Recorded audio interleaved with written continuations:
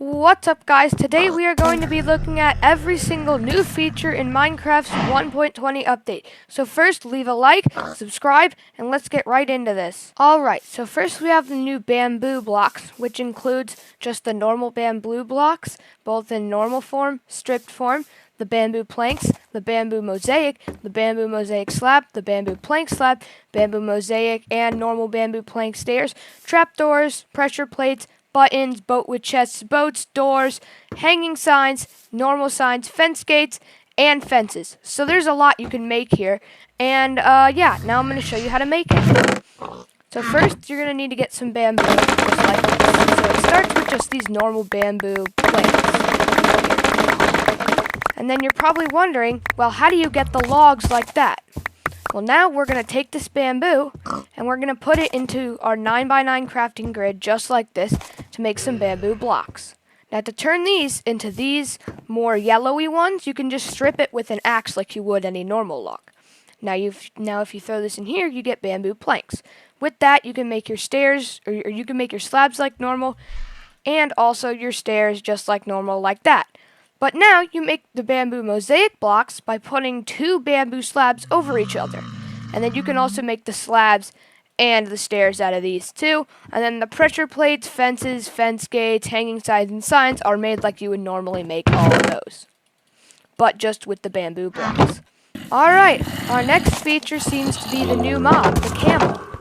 So let's take a look at these guys. So these are the new rideable mobs that now spawn in the desert, and if you put them with the saddle, you can put the saddle on it and two people can ride these at once.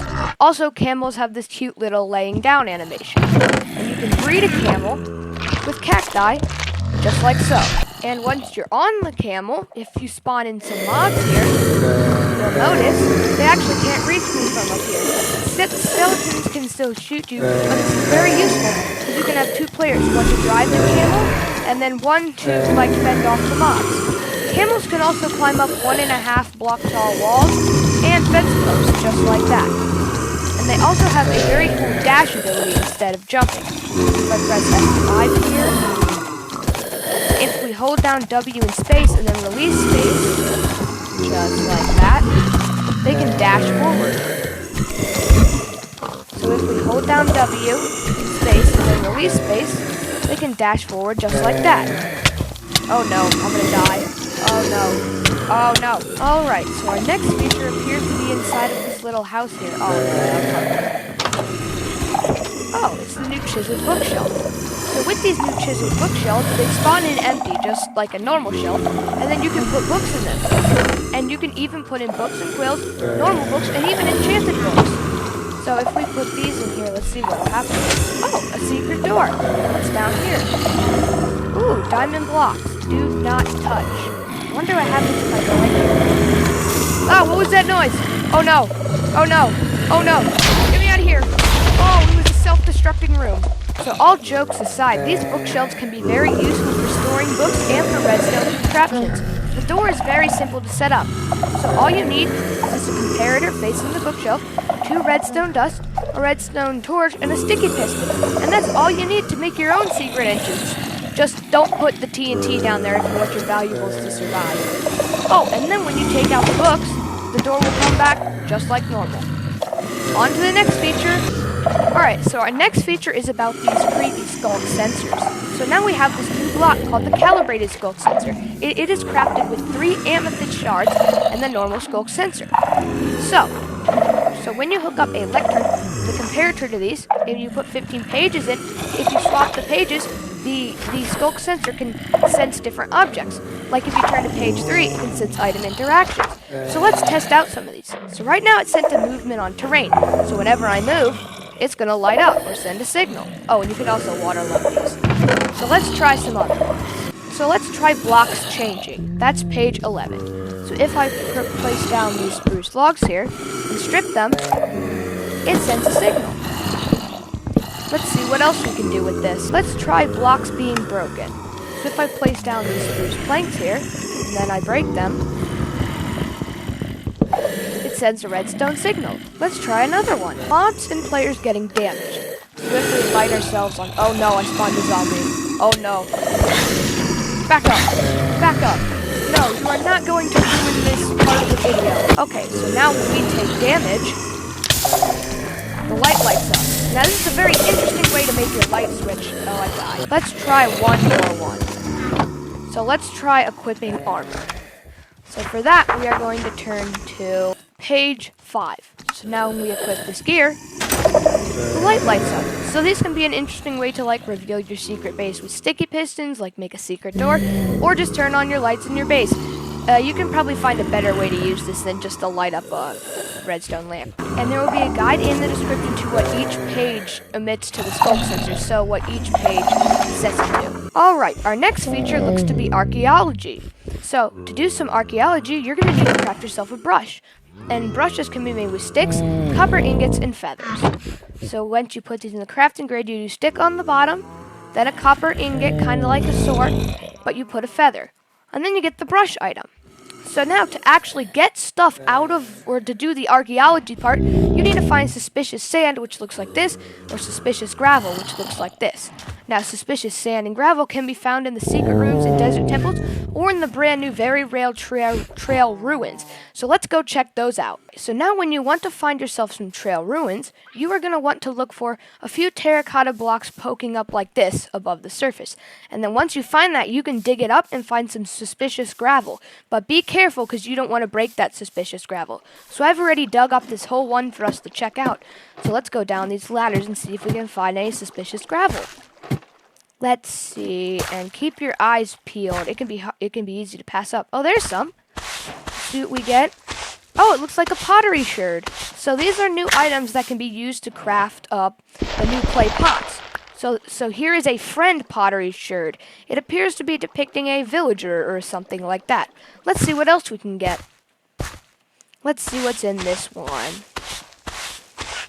Oh, this appears to be maybe an emerald. What is this? Oh, a green candle. That's cool. So sometimes you can get good loot, just regular loot, or bad loot. Let's try our luck one more time. It looks like there is another piece of suspicious gravel right here, so let's try our luck on this one. Looks like something orange, maybe orange dye.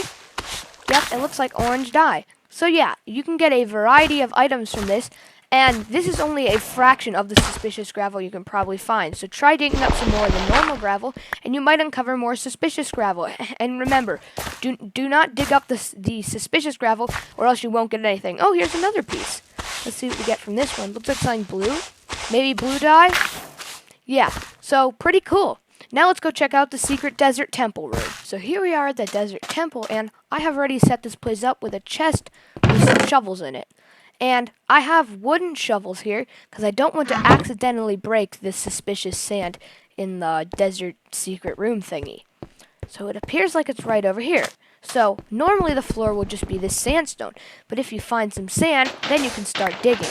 And if you dig down, you might be lucky enough to find yourself some more suspicious sand. So as you can see right here, there is some stairs going down. So I'm going to grab a pickaxe real quick. Alright, now I've got a pickaxe and some torches so we can continue mining down here. So let's see what we can find. Looks like the staircase keeps going down this way. So it should be a secret room down here eventually. We can see some other terracotta, and look! There's the floor of our secret room. So let's see what's below that. Oh, I just heard some suspicious sand break. So once you find the floor, you can start digging around carefully and see if you can find any suspicious sand. So let's see if we can find anything. Oh look, there's some up there. So let's see what we get out of that. Looks like something green again. Maybe a candle? Possibly. Oh, a diamond! So this is very good loot that you can get from the suspicious sand. Let's keep digging around and see what else we can get. Oh, it appears that I have found some more suspicious sand. Let's see what's in here. So, oh, an emerald! That's good too. I think the suspicious sand might have even better loot than the gravel. Oh, another emerald! Well, I didn't find any more suspicious sand, but this is what the room looks like when it's fully dug out. So yeah, definitely come to the desert temples and keep an eye out for these little secret rooms. Now let's head back to the first area where we started.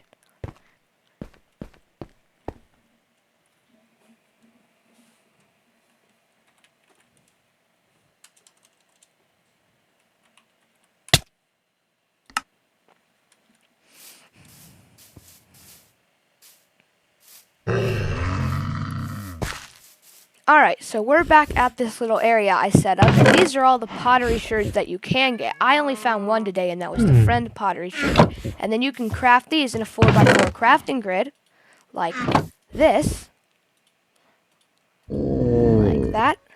And you can make a bunch of different unique pots. Like this one has 2 friend ones, a seek one I think, and then a map one. This one has some dogs, a seek, and this one has hearts and dogs, because who doesn't love dogs?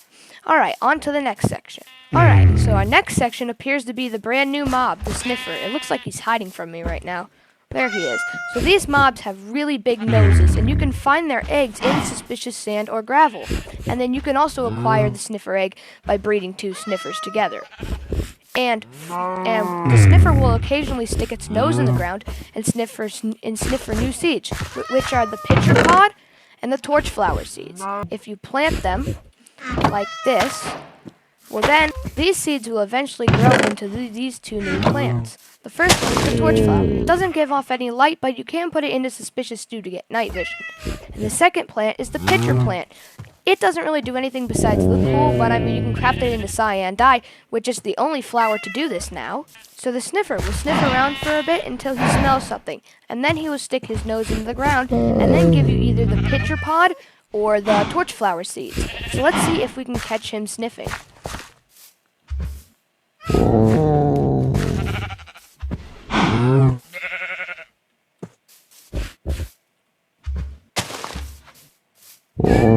Alright, so the sniffer will sniff around for the bit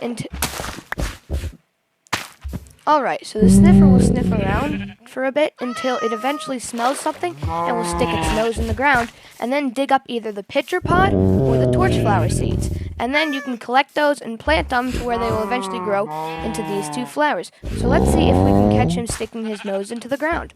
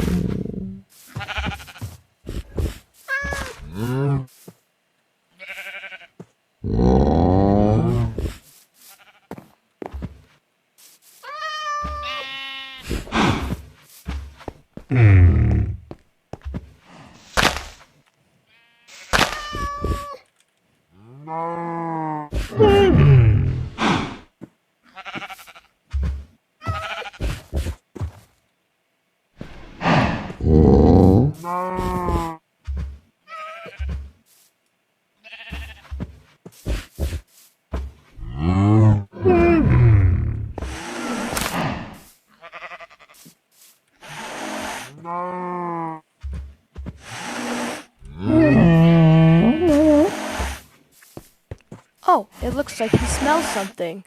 So when they start smelling like big smells like that, I think that means that they're about to stick their nose in the ground.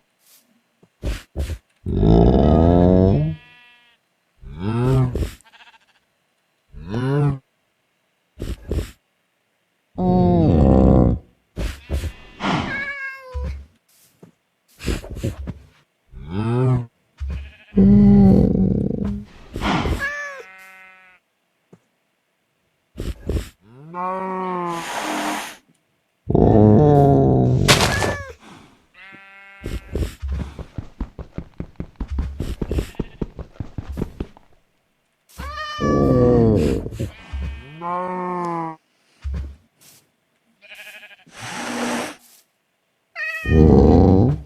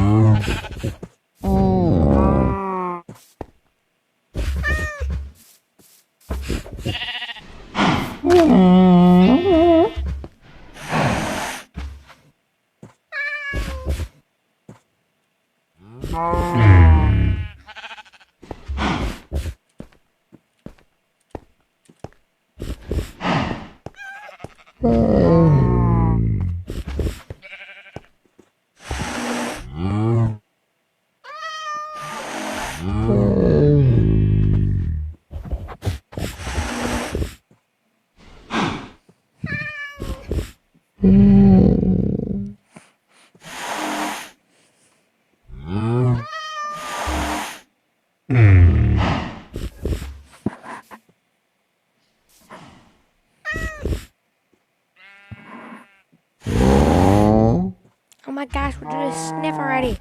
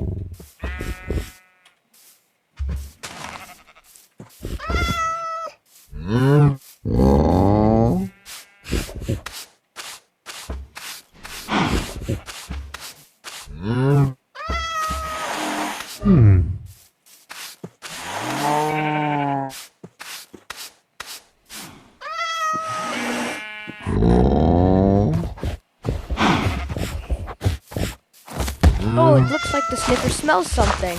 Oh, there he goes. He's digging it up for us. Oh, let's see what we got. Oh, we got the pitcher pod this time. And then if he ever smells something again, he might dig up the torch flower, and then you just place them down and grow them up. The pitcher plant looks like it's already grown a bit. But on to the next feature.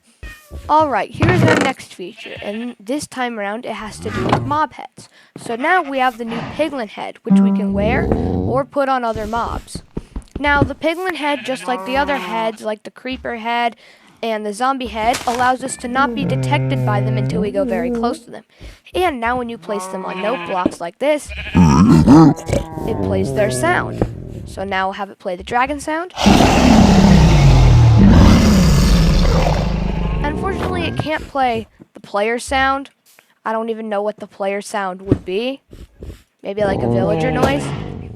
We can do the creeper one, also in the zombie one. So this one makes good for like creeper pranks. And you can even hook this up to a trap chest, which is just even more terrible to pull on your friends.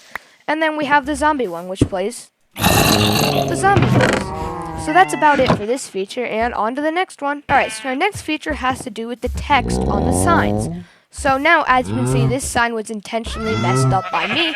Now I can just click the use key on it, and now go back into edit it. So I can get rid of all this and say, type it up the right way. And we can also add text to the back of this. Just like that. And then you can craft these new hanging signs with 2 chains, like so, and 3 stripped logs, which I don't know how it takes 3 logs to make a piece of wood this thin and that small, but I mean, hey, I didn't come up with the crafting recipe for these. So yeah, that's about it for this little feature, but it definitely helps because you don't have to break the whole sign. Oh, and there's one more thing.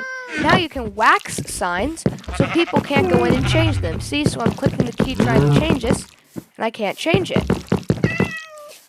Alright, so on to the next feature. Alright, so our next feature appears to be in this barn, and oh yeah, it's the new wool dyeing feature. So now, say we need to make a bed, and we only have 1 green wool and 2 cyan wool, but we want a cyan bed. Now we can actually re-dye wool, and you could not do this before. which doesn't really make much sense. I mean, you could only dye the white wool different colors, and then we can make our new cyan bed. And it doesn't work for just wool. It also works for things like already pre-made beds and other dyeable objects. Alright, so on to our next feature. It appears to be through this nether portal, so let's see what it is. Oh, well here it is right here. So now when we're in the portal and we exit it, it doesn't continue playing the portal animation like it used to, which this bug actually took years to fix. This bug has been around for so long. But yeah, let's head to the next feature. Looks like it's down the stairs. Oh yeah, armor trims and netherite armor. So now netherite armor just got a lot harder to make. So now to get netherite armor or tools, you can't just put it with the netherite ingots in the smithing table like before. You can't even put in the ingots. Oh, you can't put them by themselves. So you can't even make the diamond armor like this anymore in netherite. Now what you need is a netherite upgrade. So these can be found in bastions, which is the only place you can find them, and you can only find one. But the good thing is you can duplicate these. So by putting them in the top of the crafting table, putting in 3 netherrack, and putting diamonds around it, then we can duplicate these just like that. And then you can put it back in, get more, and get even more just like that. So now that we have 4 of these, now we can put these into our crafting table and finally get our netherite armor. And you also have to do this with tools now if you want to upgrade those. But this netherite armor isn't really looking fancy enough. I mean, it's just one color, gray.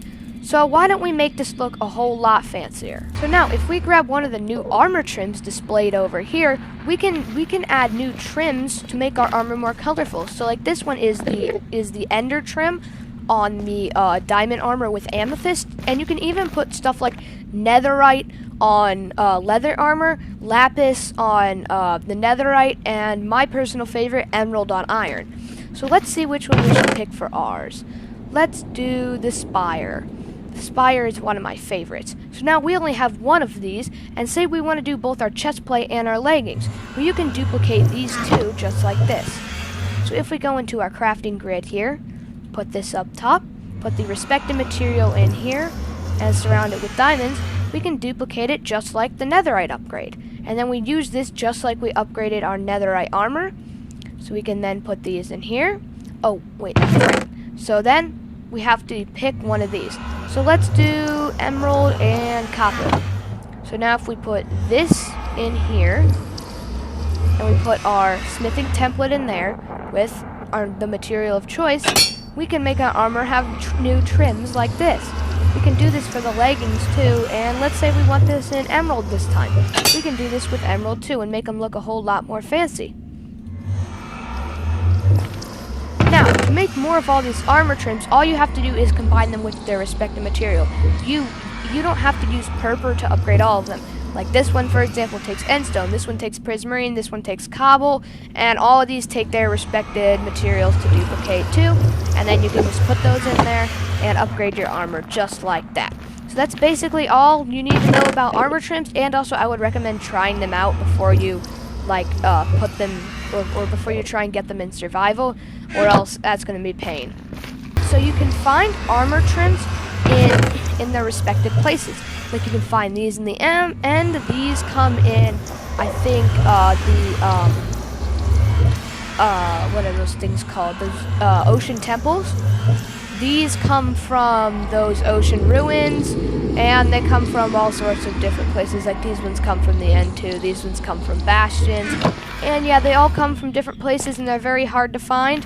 And they're also hard to duplicate. So on to our next feature. Alright, so our next feature, the biggest of all the features, basically the best of them all too, is the new cherry blossom biome.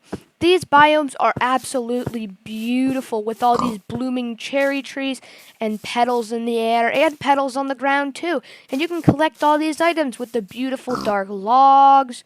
And oh yeah, back to the video. Okay, so I built a little cherry house here. And inside, these are all the cherry items you can get. So you can get all of these different things in cherry. It's basically a new wood type. You can also collect the petals. And what I think one of the best parts of this is, when you put the cherry saplings in a flower pot, it looks absolutely amazing. So yes, these cherry blossom biomes look absolutely amazing, and I just think it's so cool to just walk through one of these or just build your base in here because these are so pretty.